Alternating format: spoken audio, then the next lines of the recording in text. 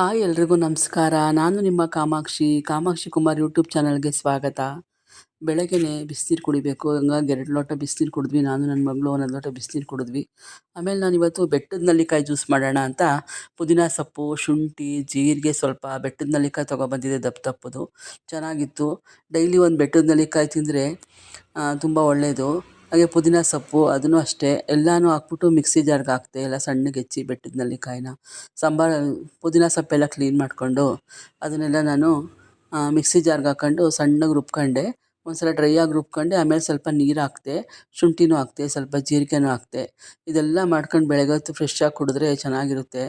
ಹಂಗಾಗಿ ಕುಡಿತೀವಿ ನಾವು ಬೆಳಗ್ಗೆ ಹೊತ್ತು. ಏನಿರುತ್ತೆ, ಕ್ಯಾರೆಟ್ ಇದ್ದರೆ ಕ್ಯಾರೆಟು, ಬೀಟ್ರೋಟು, ಹಾಗೆ ಟೊಮೊಟೊ ಜ್ಯೂಸು ಮಾಡ್ಕೊಂಡು ಕುಡಿಬೋದು ಬೆಳಗ್ಗೆ. ಹಾಗೆ ಈ ಬೆಟ್ಟದ ನೆಲ್ಲಿಕಾಯ್ದು ಈ ಥರ ಏನಾರ ಜ್ಯೂಸ್ಗಳು ಮಾಡ್ಕೊಂಡು ಕುಡಿಬೋದು. ಈ ಸಣ್ಣಗೆ ರುಬ್ಬಿಟ್ಟು ಚೆನ್ನಾಗಿ ಸೋಸಿದೆ. ಇದನ್ನು ಸಣ್ಣ ಪೇಸ್ಟ್ ಮಾಡಿದೆ, ಅದರದ್ದೆಲ್ಲ ರಸ ಎಳೀಲಿ ಅಂತ.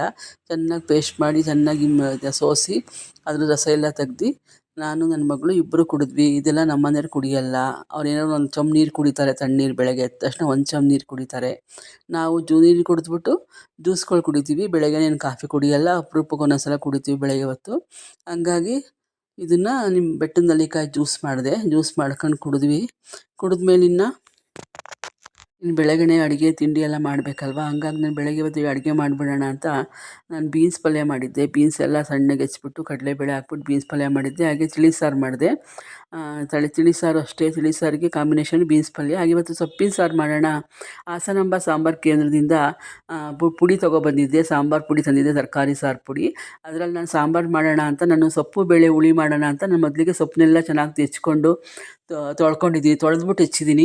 ನೀರಲ್ಲಿ ನೆನೆಸಿ ಒಂದು 2-3 ಸಲ ಉಪ್ಪು ಹಾಕ್ಬಿಟ್ಟು ನೆನೆಸಿ ಚೆನ್ನಾಗಿ ಅದು ಮಣ್ಣೆಲ್ಲ ಬಿಟ್ಟ ಮೇಲೆ ಚೆನ್ನಾಗಿ ಅದನ್ನು ತೊಳೆದ್ಬಿಟ್ಟು ಹೆಚ್ಕೊಂಡಿದ್ದೀನಿ. ಹಾಗೆ ಒಂದು ಕುಕ್ಕರ್ಗೆ ಬೇಳೆ ಎಲ್ಲ ಹಾಕ್ಬಿಟ್ಟು ಅದಕ್ಕೆ ಇಟ್ಕೊಂಡಿದ್ದೀನಿ. ಹಾಗೆ ಹಾಸನಾಂಬ ಸಾಂಬಾರು ಪುಡಿನ ಮಿಕ್ಸಿ ಜಾರ್ಗೆ ಈರುಳ್ಳಿ, ಟೊಮೊಟೊ, ಹಾಗೆ ತೆಂಗಿನಕಾಯಿ ತುರಿ ಹಾಕಿ ನಮ್ಗೆ ಎಷ್ಟು ಬೇಕಷ್ಟು ಇದು ಹಾಸನಾಂಬ ಸಾಂಬಾರು ಪುಡಿ 2 ಸ್ಪೂನ್ ಹಾಕ್ಕೊಂಡೆ.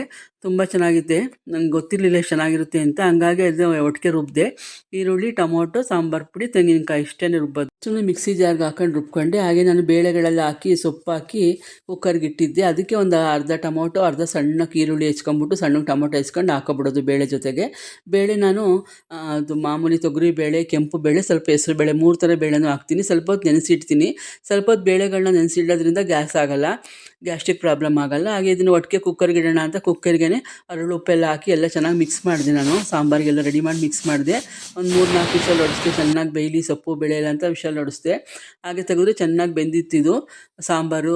ಸೊಪ್ಪಿನ ಜೊತೆ ಬೇಳೆ ಎಲ್ಲ ಚೆನ್ನಾಗಿ ಬೆಂದಿತ್ತು. ಚೆನ್ನಾಗೆಲ್ಲ ಮಿಕ್ಸ್ ಮಾಡಿಬಿಟ್ಟು ಒಂಥರ ಮಸ್ಬಿಟ್ಟು ನಾನು ಒಗ್ಗರಣೆ ಕೊಟ್ಟೆ. ಇದಕ್ಕೆ ಬೆಳ್ಳುಳ್ಳಿ ಒಗ್ಗರಣೆ ಕೊಟ್ಕೋಬೋದು, ಇಲ್ಲ ಸಾಸಿವೆ, ಇಂಗು, ಒಣಮೆಣ್ಸಿನ್ಕಾಯಿ, ಕರಿಬೇವು ಸೊಪ್ಪು ಒಗ್ಗರಣೆ ಕೊಟ್ಟೆ ನಾನು. ಬೆಳ್ಳುಳ್ಳಿ ಹಾಕಲಿಲ್ಲ. ಬೆಳ್ಳುಳ್ಳಿನ ಹಾಕ್ಕೊಂಡ್ರೆ ತುಂಬ ಚೆನ್ನಾಗಿರುತ್ತೆ. ಇದನ್ನೆಲ್ಲ ಒಗ್ಗರಣೆ ಕೊಟ್ಟು ಚೆನ್ನಾಗಿ ಕುದಿಸ್ದೆ. ಈ ಸಾಂಬಾರಿಗೆ ನಾವು ಬಿಸಿ ಬಿಸಿ ಅನ್ನ, ತುಪ್ಪ ಹಾಕೊಂಡು ತಿಂದರೆ ತುಂಬ ಚೆನ್ನಾಗಿರುತ್ತೆ. ನಾನು ಬಿಸಿ ಸಾರು ಮಾಡಿದ್ನಲ್ಲ ಅಂತ ತಿಂಡಿಗೆ ರೊಟ್ಟಿ ಮಾಡಿದೆ. ನಾನು ಅಕ್ಕಿ ರೊಟ್ಟಿಗೂ ಚೆನ್ನಾಗುತ್ತೆ, ಇಡ್ಲಿಗೆ ಚೆನ್ನಾಗುತ್ತೆ, ದೋಸೆಗೆ ಚೆನ್ನಾಗುತ್ತೆ. ನಾನು ಅಕ್ಕಿ ರೊಟ್ಟಿ ಮಾಡಿಕೊಟ್ಟೆ ನಮ್ಮನಿಗೆ. ಈ ರೊಟ್ಟಿಗೂ ಸಾಂಬಾರಿಗೂ ತುಂಬ ಚೆನ್ನಾಗಿತ್ತು. ನೀವು ಒಂದ್ಸಲ ಸಾಂಬಾರು ಪುಡಿ ತೊಗೊಬಂದು ಸಾಂಬಾರು ಮಾಡಿ ನೋಡಿ. Thank you.